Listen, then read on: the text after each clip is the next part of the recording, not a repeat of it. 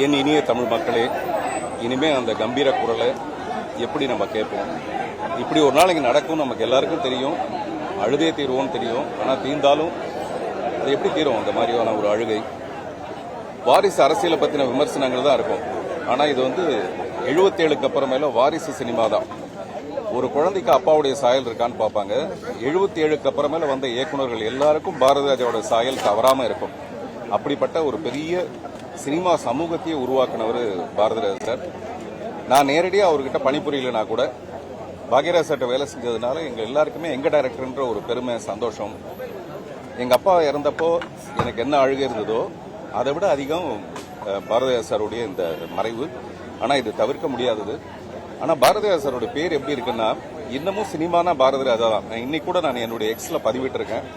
இன்னைக்கு காலையில எனக்கு ஒருத்தர் சொன்னாரு, இந்திய விட இப்ப நீங்க ரொம்ப அழகா இருக்கீங்க சார், ஹீரோ மாதிரி ஆயிட்டீங்க, பாரதிராஜா பார்த்தாருன்னா உங்களை ஹீரோ ஆக்கிடுவாரு அப்படின்னாரு. அப்படின்னா என்ன அர்த்தம்னா, சினிமாவில் உங்களுக்கு வாய்ப்பு கிடைக்கும்னு சொல்றதுக்கு பதிலாக பாரதிராஜா உங்களை பார்த்தாருன்னா ஹீரோ ஆக்கிடுவாருங்கிறாரு.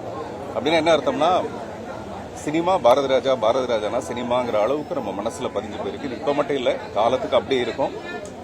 அவருடைய மறைவு ஈடு செய்ய முடியாதா இருந்தா கூட அவருடைய சினிமா சரித்திரத்துல இந்த 50 வருஷங்கிறது பொற்காலம்.